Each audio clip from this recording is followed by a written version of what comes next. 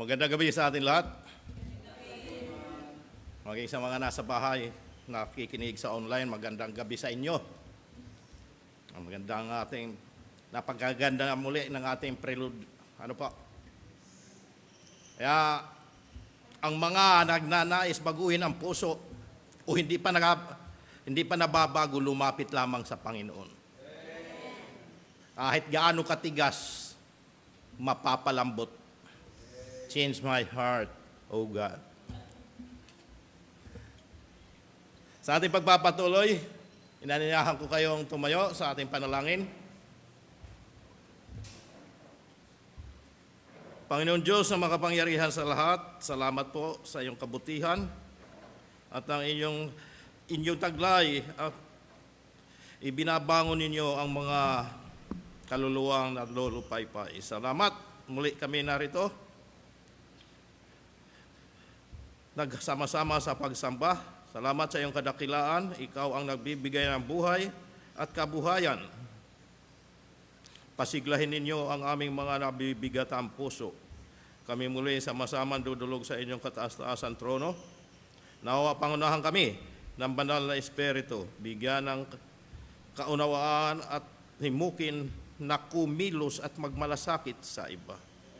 Bigyan ninyo ka ng talino't husay ang mga gaganap sa gawain upang maging kaluguran kami sa iyong puso. Ang mga kapatiran para paparating paparito ay inyo pong ingatan. Ito pong amin dalangin sa pangalan ng Panginoon Hesus. Amen. Manatiling nakatayo sa pag-awit.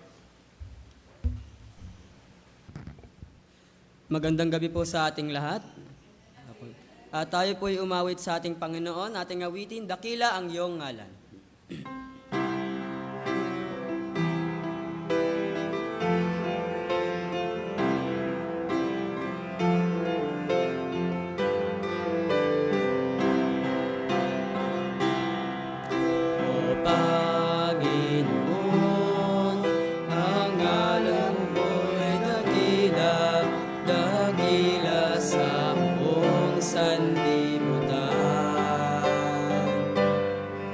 Kalwalhati ay lagpas sa langit, sa malayong bituin. Papuri ay laging sasambitin. O Panginoon, ang ngalan mo'y dakila, dakila sa buong sanlibutan. Lagpas sa langit, sa malayong bituin, papuri ay laging sasambitin.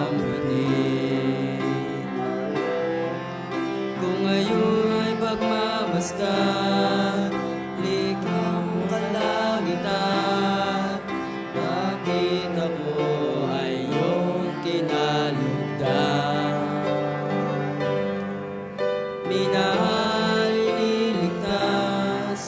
Pagsinta'y tanging wagas, O Diyos, pagpupuri magwawakas. O Panginoon, ang ngalan mo'y dakila, dakila sa buong sanlibutan. Kalwalhati ay lagpas sa langit, sa malayong bituin, papuri ay laging sasambitin. Papuri ay laging sasambitin. Susunod na awitin, Seek Ye First.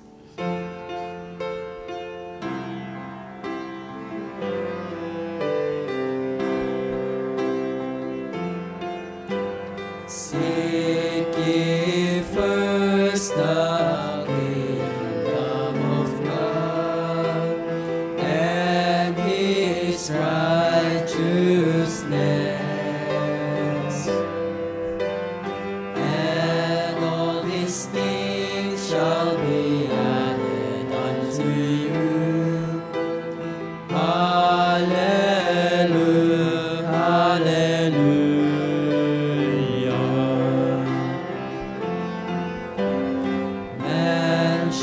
not live by bread alone, but by every word that proceeds from the mouth of God. Hallelujah, hallelujah.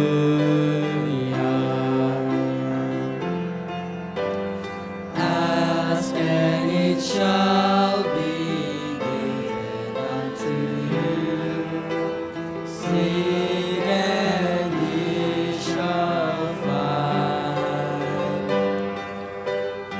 Knock and it shall be opened unto you. Hallelujah, hallelujah.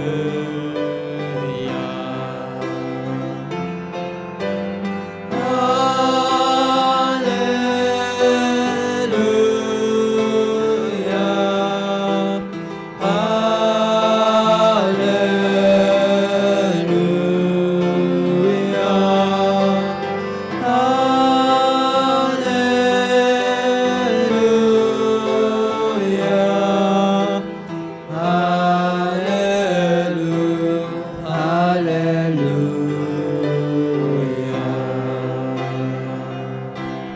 Tayo po'y magkamustahan sa pamamagitan ng pagkakamayan natin pong uwitin, Do Right.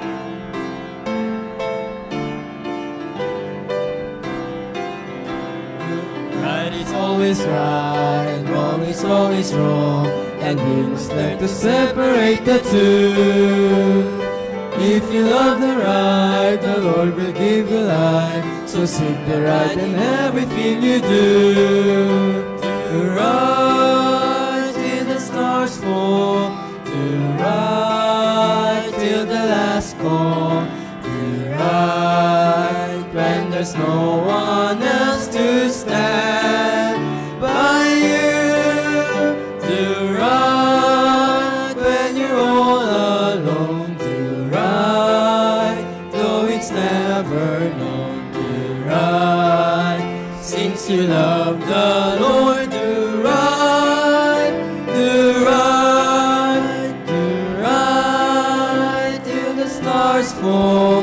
Do right till the last call.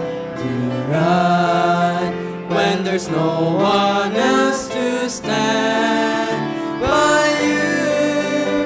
Do right when you're all alone. Do right though it's never known. Do right since you love the Lord. Do right, do right. Maaari na po tayo magsiupo. At tayo po ngayon ay dadako sa ating announcement and reminders. Daily Bible blessings every morning from Monday to Saturday via Bethany Cubao Members Group Chat, Facebook page, and YouTube channel. Midweek service and prayer meeting starts at 7 p.m. every Wednesday, Church Auditorium. Sunday worship service starts at 9 a.m. Church Auditorium. At ang ating pong tema sa darating na linggo, tularan ng sakripisyo ni Kristo. Ito po makikita sa unang Pedro, kapitulo 2, sa versikulo 2, kapitulo 20. At atin pong suportahan ang ating Each One, Bring One, every Sunday. Adult Sunday School class, every Sunday, 3 p.m. at Begonia Room. Lord's Supper, May 24, 2026, after Adult Sunday School class. At magkakaroon din po tayong leaders meeting para po sa leaders, May 24, 2026, after Lord's Supper.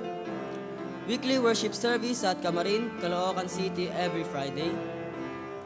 Home Bible study, San Mateo Rizal, every Saturday. Worship service at Taytay Rizal, every Saturday. At Taytay Ministry, house-to-house Bible studies and dinner fellowship every Tuesday. At Goyi Cubao po, at ang kanilang weekly activities, Bible study every Wednesday and Saturday, at BKBC Track and Track Distribution every Saturday. At atin po supportahan din po ang ating First Time Visitor Sunday, every last Sunday of the month po, May 31, 2026. At atin po ang iyan ating sarili para po sa 37th Missions Conference and 61st Church Anniversary 2026 Giving Commitment. At muli po tayo po tumayo, atin pong kantahin, Kailan Pa.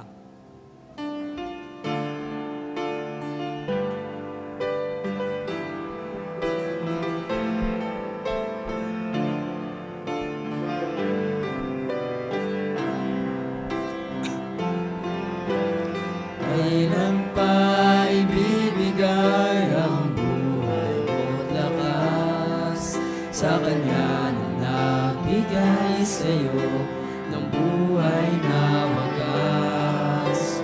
Ang pangalan niyang banal kailan itatanyag kung wala ng pagkakataon at huli na ang lahat. At kung ang araw mo'y lumipas na,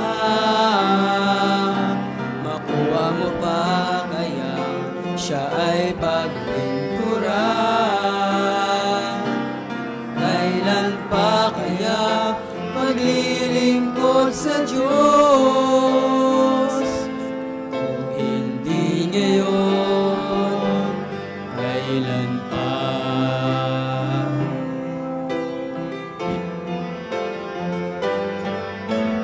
Kailan pa ibibigay ang buhay mo't lakas sa Kanya na nagbigay sa'yo ng buhay na wagas?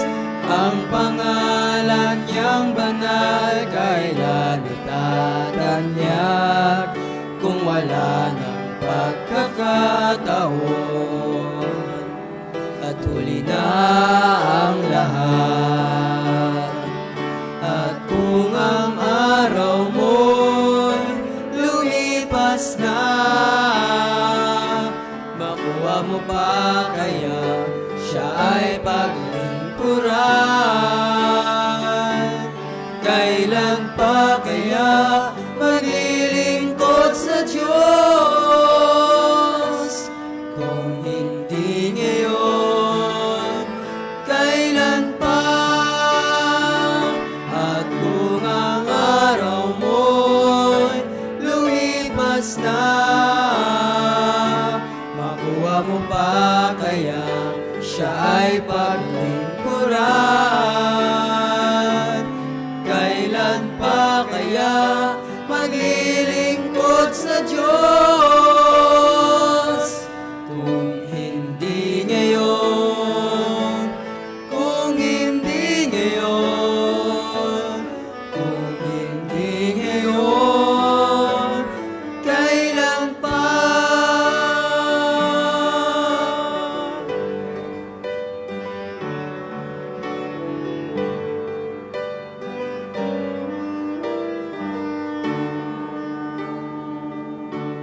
Maaari na po tayo magsiupo. At atin po tawagin para po sa ating preaching si Brother Renato Alegre. Muli magandang gabi sa ating lahat. Ang pamagat ng ating paksa ngayong gabi, mahirap tumulong. Totoo po yan, mahirap talaga tumulong. Ano po? O tumutulong sa mahirap. Mahihirap. Mahirap tumulong o tumutulong sa mahihirap. Makikita ang ating teksto sa aklat ng Exodus, Kapitulo 22, versikulo 25 hanggang 27. Sabay-sabay natin basahin ang ating teksto. Inananyahan ko kayong tumayo sa pagbasa ng ating teksto. Exodus, Kapitulo 22, versikulo 25 at 27. Handa, basa. Kapag nangutang sa inyo ang mga kababayan ninyong mahirap, huwag kayong hihingi ng tubo tulad ng ginagawa ng mga nagpapatubo. 26. Kapag may nagsanla sa inyo ng balabal, ibalik ninyo ang pag lumubog ang araw. Sapagkat yun lamang ang pambalot niya sa katawan Wala siyang kukumutin sa pagtulog kapag siya'y lumasing sa akin. Papakinggan ko siya sapagkat ako'y mahabagin. Pagpalain nawa tayo sa Panginoon sa pagbasa ng Biblia. Tayo manalangin. Salamat, Panginoon Hesus, sa mga salitang aming binasa at pagbubulayan. Maging sa hamon at sa maging mabuti at matulungin. Nawa tumalima at makibahagi sa pagpapagaan ng paghihirap ng kapwa at sa mga nangangailangan. Salamat sa kadakilan at kahabagan. Kayo nawa ang kumilos sa aming kalagitnaan. Puspusin ninyo kami. Puspusin ninyo kaming lubos ng mga biyaya upang magsidlang kumilos ng may pagkakaisa. Bigyan ninyo ng katatagan at kaalaman ang iyong lingkod. Ito pong aming dalangin sa pangalan ng Panginoon Hesus. Amen. Maaari na po kayong maupo.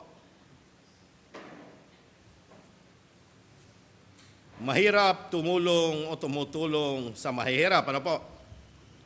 Kung atin mapapansin, ano po? Kung atin mapapansin, sa panahon natin ngayon, madalas natin marinig ang salitang pag-unlad. Pag-unlad ng ekonomiya, pag-unlad ng teknolohiya, at pag-unlad ng pamumuhay. Ngunit sa gitna ng lahat ng mga ito, may isang tanong na bihirang itanong. Itong tanong ano po? Sino ang napag-iiwanan sa pag-unlad na ito? Yan, bihira may tanong yan. Habang may mga umaangat, may mga mas lalo naman nahuhulog o nababaon sa kahirapan. At kadalasan, hindi sila nakikita. Hindi sila naririnig. At hindi napapansin. O wala na talagang gusto pang pumansin dahil sa kahirapan. Kaya ang salita ng Diyos, nagbibigay sa atin ng malinaw na larawan ng kanyang puso at malasakit para sa mahihirap. Ipinapakita dito na ang tunay na kabanalan ay hindi lamang nasusukat sa pagsamba, kundi sa kung paano natin tinatrato ang mga nasa laylayan ng lipunan. Kaya ang tanong ay hindi lang mahirap bang tumulong, kundi tumutulong ba talaga tayo sa mahihirap? Yan po ang tanong. Mayroon po tayo dalawang pangunahing punto. Ano po? Ang una, ukol sa pagpapahiram at mahihirap. Ukol sa pagpapahiram at mahihirap. Ang unang bahagi ng ating teksto ano po, ay tumatalakay sa isang napaka-practical na aspeto ng buhay.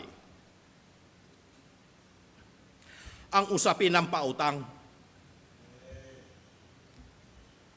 Ipinapakita rito na ang Diyos ay hindi hiwalay sa araw-araw na pakikitungo sa tao.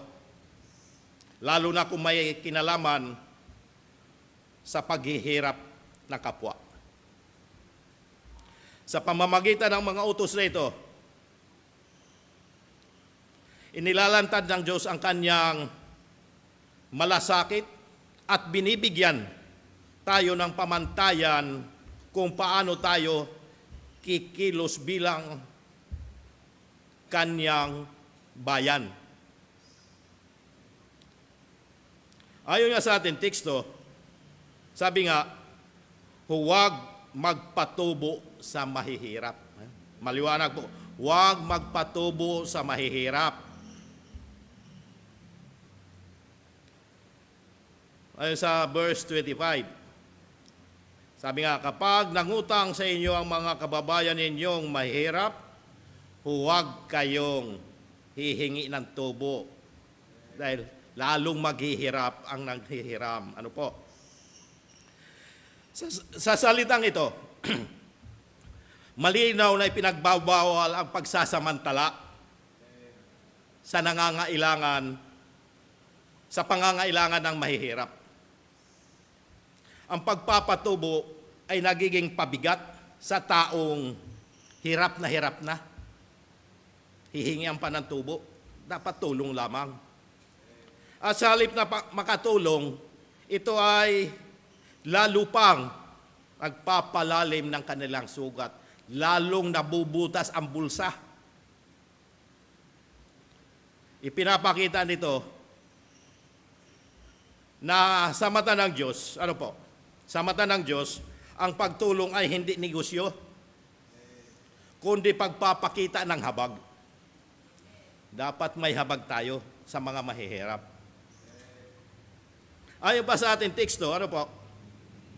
Ibalik ang isinanla na pambalot sa katawan, ayon sa verse 26 at 27. Sabi nga, kapag may nagsala sa inyo ng balabal, ibalik ninyo ang iyon sa kanya bago lumubog ang araw, sapagkat iyon lamang ang pambalot niya sa katawan. Ang pambalot ay hindi luho, kundi pangangailangan. Ito ang proteksyon ng mahirap sa lamig ng gabi. Ikinpangkumot, ano po? Nahirap matulog pagka sobrang malamig, walang kumot. Kaya nang sabihin ng Diyos na ito ay dapat ibalik bago lumubog ang araw. Ipinapakita niya na ang dignidad at buhay ng mahirap ay mahalaga sa Kanya. Ang pakikinig ng Diyos sa daing ng mahirap ay paalaala na ang bawat kilos natin ay may moral at espiritual na bigat. Bilang paglilinaw, ang tanong, masaba ba ang magpautang na may tubo? Pag negosyo, dapat meron. Pero ipinagbabawal ang patubo sa mahirap. Ayon nga sa ating teksto, sa ating binasang teksto. Ang pagbabawal nito ay nakaugat sa prinsipyo ng malasakit, hindi sa ekonomiya. Kapag ang taong humihiram ay naghihirap, ang pagpapautang ay dapat maging tulong at hindi pagkakakitaan. Ipinapakita nito na ang bayan ng Diyos ay tinawag na kanlungan, hindi pabigat sa mga nangangailangan.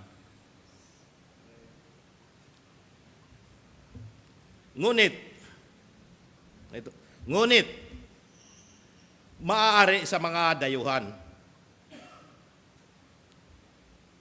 Maaari sa mga dayuhan magpatubo, ayon nga sa Deuteronomio Kapitulo 23, versikulo 19 at 20. Sabi dito, huwag kayong magpapautang na may tubo sa inyong kapwa Israelita.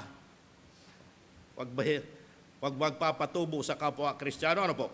Maging pira, pagkain, o anuman maaring patubuan. Sa kapwa Israelita, walang tubo. Pero sa 20, maaari ninyong patubuan ang mga dayuhan. Ngunit hindi ang inyong kapwa Israelita. Upang pagpalain kayo ni Yahweh sa inyong mga gawain pagdating ninyo sa lupain ibinigay sa inyo, niya sa inyo. Ang kaibahan ito ay pagpapakita ng konteksto ng layunin ng utos. Ang kapwa Israelita o Kristiyano ay tinutulungan dahil sa pangangailangan. Ang pagpapautang ay dapat maging tulong at hindi pagkakakitaan. Ipinapakita nito na ang bayan ng Diyos ay tinawag na dito pala. Tinutulungan, ang kapwa Israelita ay tinutulungan dahil sa pangangailangan. Samantalang dayuhan ay nakikibahagi sa kalakalan at hanap buhay, kaya dapat patubuan. Dito natin nakikita na ang Diyos ay makatarungan at may malinaw na pagkakaiba sa pagitan ng awa at negosyo.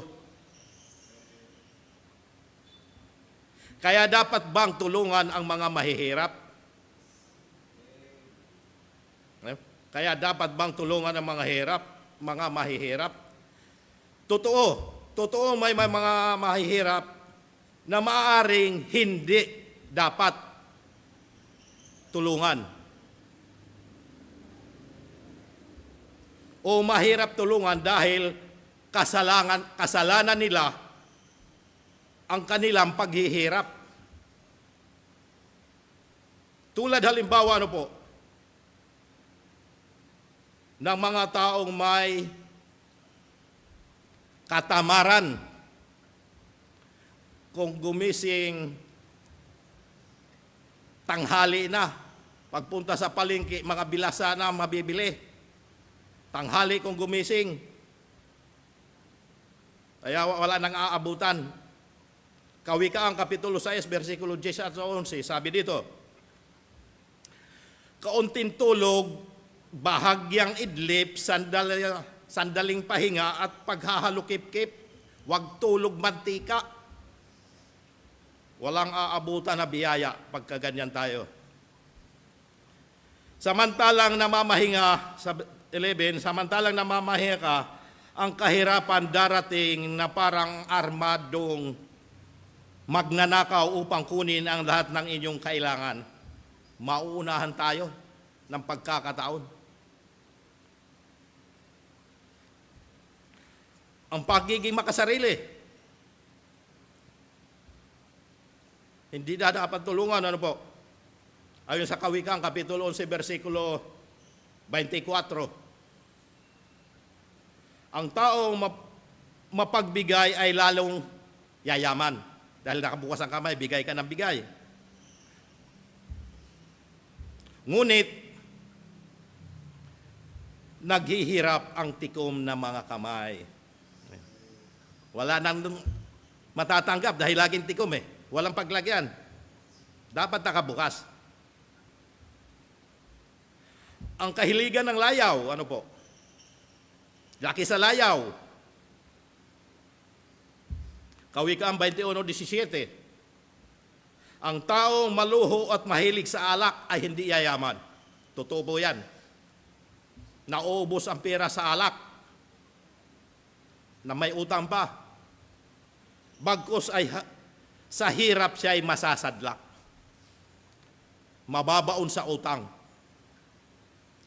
Ang paglalasing at katakawan, nagbibigay siya, mapupunta rin sa paghihirap ang lasinggero at matakaw. Kawikaan 23:20 hanggang 21. Huwag kang makikisama sa mga lasinggo at sa masisiba sa pagkain. Lasinggo na, matakaw pa sa pulutan. Walang mayayari sa ating buhay niyan. Sa 20, pagkat sila'y masasadlak sa kahirapan at pagdating ng panahon, magdadamit ng basahan. Wala na. Basahan na lang ang susuotin.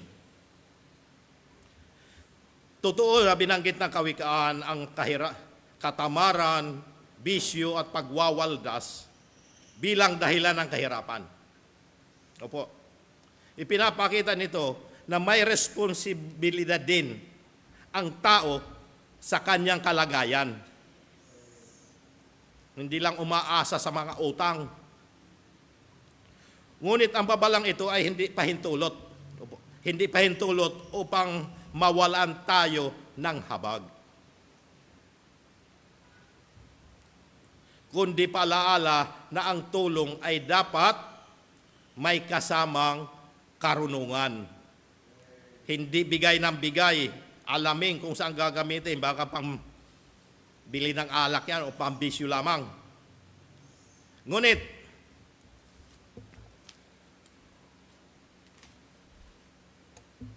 Ngunit pansinin, ano po? Ang Diyos ay may malasakit sa mga mahihirap. Opo, dahil iniligtas ang buhay ng nangangailangan. Ayon nga sa Awit, Kapitulo 35, versikulo 10, sabi dito,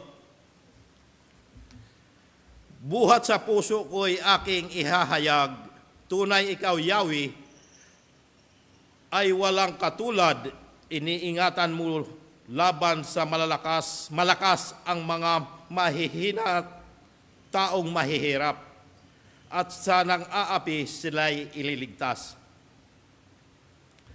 Ang talatang ito ay nagpapakita ng Diyos mismo ang kumikilos upang itaas ang dukha at iligtas ang api. Hindi niya binabaliwala ang kanilang kalagayan, bagkus siya ay aktibong kumikilos para sa kanila. Ito ay patunay na ang kahirapan ay hindi hadlang sa pag-ibig ng Diyos. Kaya kung yung pong mapapansin, maraming mananampalataya ay galing sa mga mahihirap, pero mayaman sa langit.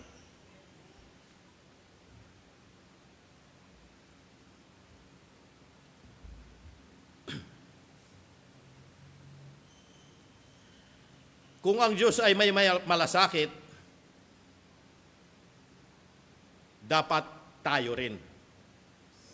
Sabi nga ni Puy Valentin sa Tagalog, ang Diyos ay kumakalinga, ang Diyos ay may malasakit. Ang pahayag ni Puy Valentin ay nangangahulugang kung ang Diyos ay may malasakit at pagkalinga, obligasyon ng kanyang bayan na ipakita rin ito. Makita rin sa atin. Ano po? Ang pananampalatayang walang malasakit ay salungat sa puso ng Diyos. Ang tunay na Kristiyano ay hindi lamang naniniwala, kundi nakikibahagi sa paghihirap ng kapwa. Dumadamay. Ang ating pangalawang bahagi, tumulong tayo sa mga mahihirap. Tumulong tayo sa mahihirap. Hinihikaya tayong kumilos. Ano po? Mula sa prinsipyo ng teksto. Tinatawagan tayo ng Diyos na gawin konkreto ang ating pananampalataya. Ang habag na hindi sinasagawa ay hindi ganap na habag. Ayon nga sa ating teksto sa Exodus 22:25 hanggang 27, basahin ko lang. Sabi nga dito, kapag nangutang sa inyo ang mga kababayan ninyong mahihirap, huwag kayong hihingi ng tubo tulad ng ginagawa ng mga nagpapatubo. 26, kapag may nagsala sa inyo ng balabal, ibalik ninyo iyon sa kanya bago lumubog ang araw. 27, sapagkat iyon lamang ang pambalot niya sa katawan, wala siyang kukumutin sa pagtulog kapag siya ay dumaing sa akin. Papakinggan ko siya sapagkat ako'y mahabagin. Ano po? Ang sentro ng utos ay hindi teknikal. Hindi teknikal na batas, kundi malasakit sa tao. Ang hindi paghingi ng interes at ang pagbabalik ng pambalot ay parehong larawan ng puso marunong umunawa sa kalagayan ng kapwa. Ipinapakita nito na ang Diyos ay kumikilos sa pamamagitan ng kanyang bayan upang matugunan ang pangangailangan ng mahihirap. Sa ibang teksto, sabi nga, huwag magkait ng tulong sa nangangailangan.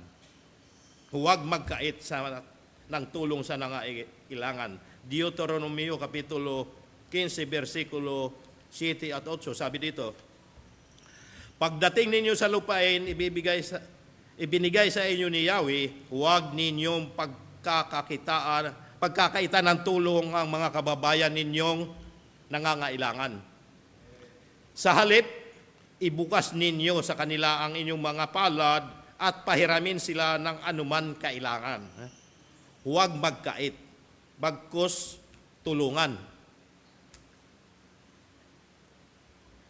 Ang talatang ito ay tahasa nagbabawal sa pagsasara ng puso sa nangangailangan. Ano po? Kung mayroon ka, magpahiram. Ang bukas na kamay ay tanda ng bukas na puso. Kapag tayo ay kusang nagbigay, tayo ay nagiging daluyan ng biyaya ng Diyos. Kung daluyan tayo ng biyaya, dapat bukas ang ating mga kamay upang malayang dumaloy sa iba.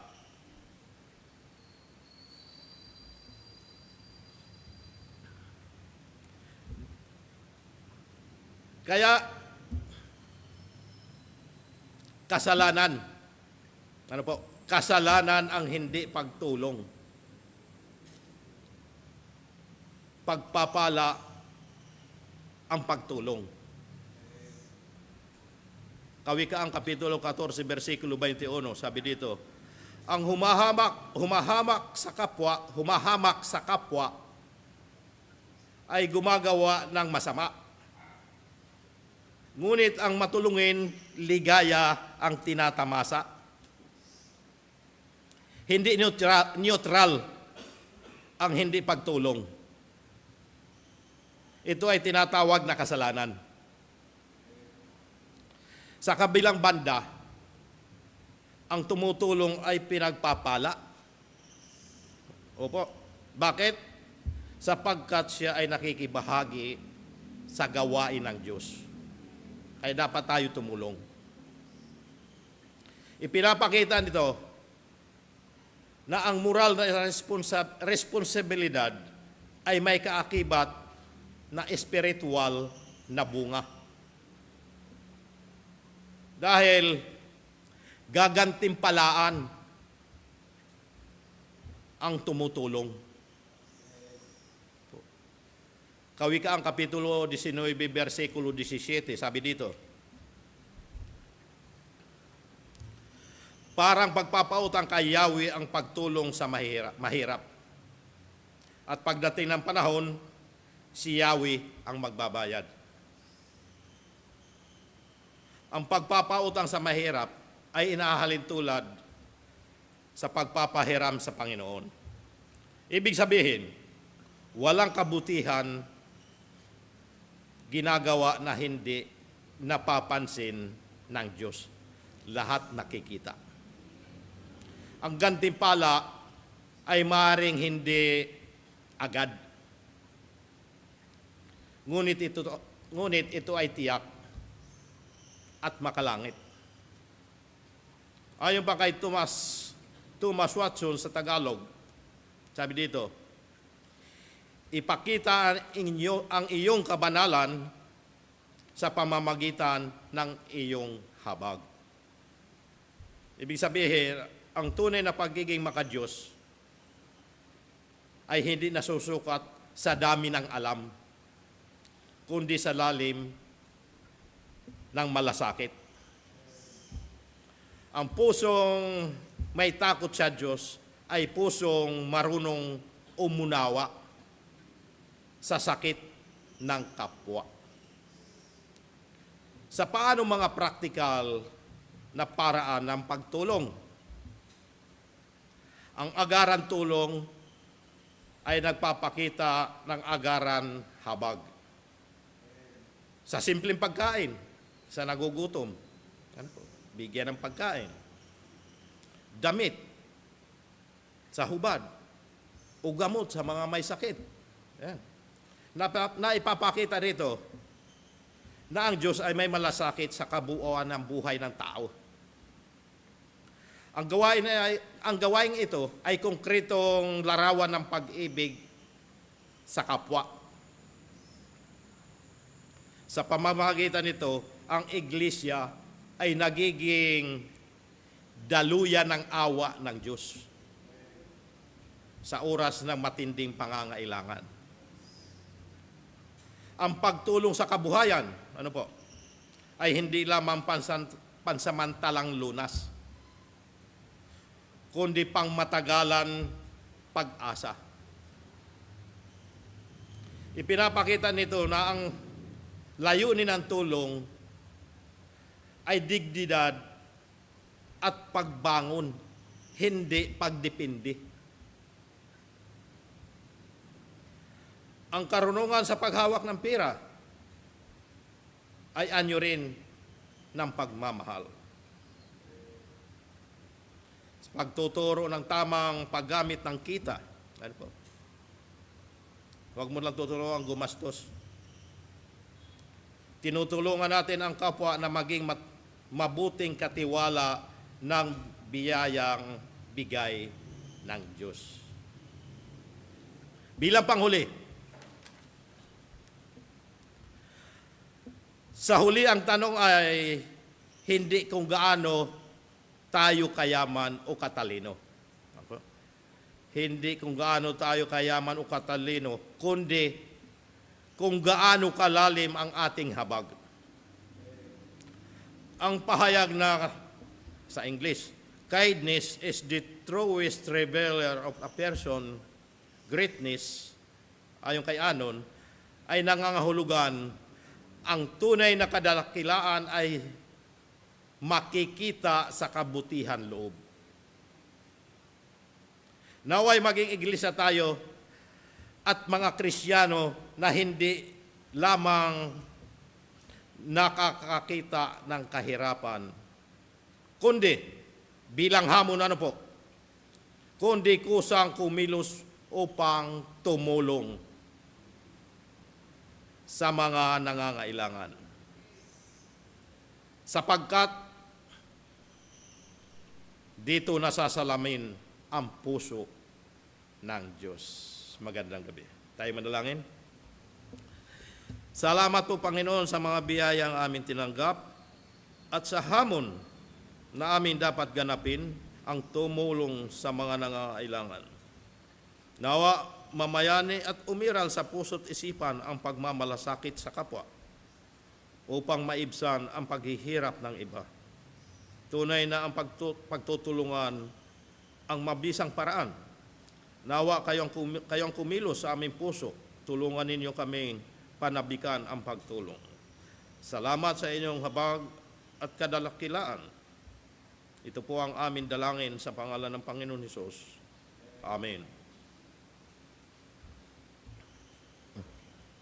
Sa ating pagbibigay, ayon sa Gawa, Kapitulo 20, versikulo 35, nagbigay halimbawa ako sa inyo sa lahat ng mga bagay na sa ganitong pagpapagal ay dapat kayong magsisaklulo sa mahihina at alalahanin ang mga salita ng Panginoon Hesus. Niya siya rin ang may sabi, lalo pang mapalad ang magbigay kaysa tumanggap. Kaya ibigay natin sa Panginoon ang pinakamahusay na handog upang lalo tayo pagpalain. Tayo manalangin, salamat Panginoon sa mga salitang aming ibinahagi. Nawa pangunahan ninyo kami sa mga aming pagkakaloob. Salamat sa iyong kadakilaan, iyong kaming inangatan sa araw-araw. Hipuin mo ang puso ng bawat isa na magbigay ng pag-ibig at kagalakan. Ito po ang dalangin sa pangalan ng Panginoon Hesus. Amen.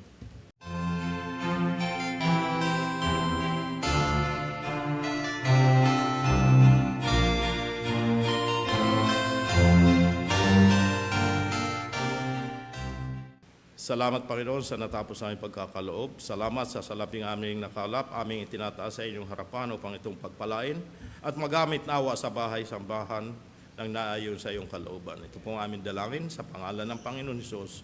Amen. Tayo po muling tumayo para po sa ating huling pawitin, alay sa'yo.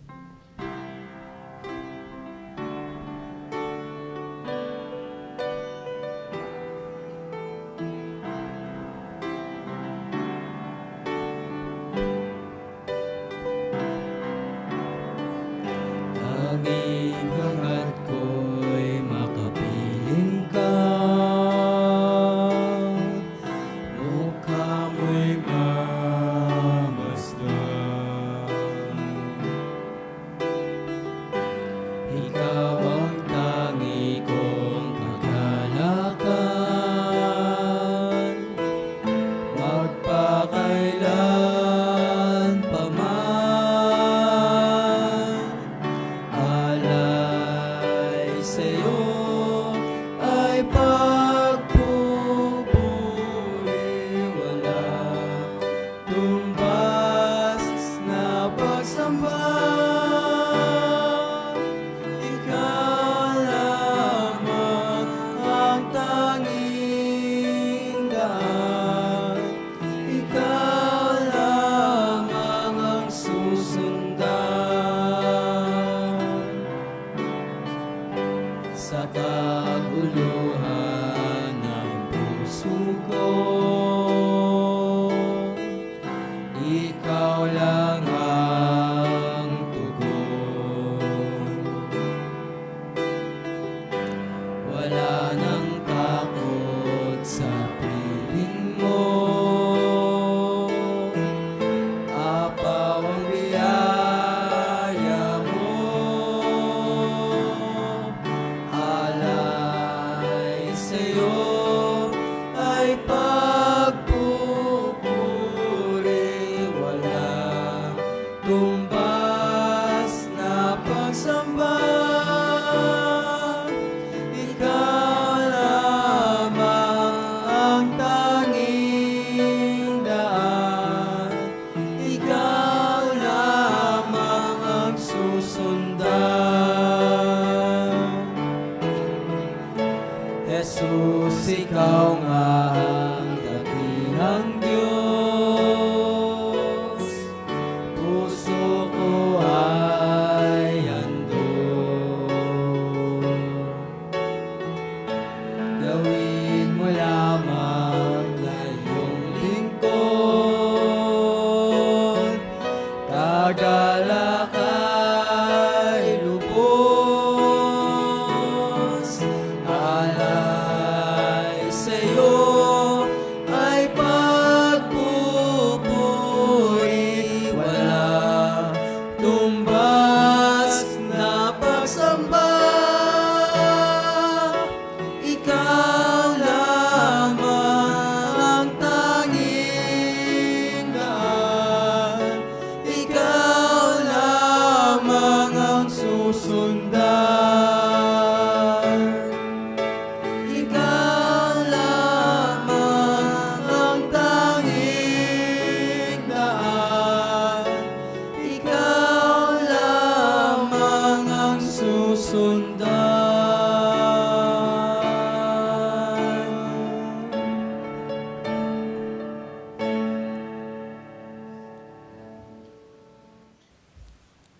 Tayo manalangin. Panginoon Diyos sa makapangyarihan sa lahat, salamat po sa hamon at sa mga biyayang kaloob na nagbibigay kagalakan ng aming kaluluwa. Tunay na mabuti ang tumulong sa mga nangangailangan upang magdulot ng kagaanan sa kahirapan taglay. Nawa ang wag lamang sabihin kundi dapat tuparin. Tumimo nawa sa aming puso't at makita sa aming buhay ang tunay na pagmamalasakit sa kapwa. Ang kusang pagkilos at pagtulong upang salamin, madama ang kadakilaan ng Diyos sa ating buhay. Salamat sa lahat ng makabahagi sa gawain patuloy nawa, dumaloy at sumagana kami ng pag-ibig ng Panginoon. Ang mga samot dalangin, kung Kung inyo pong luluubin, inyo pong tugunin.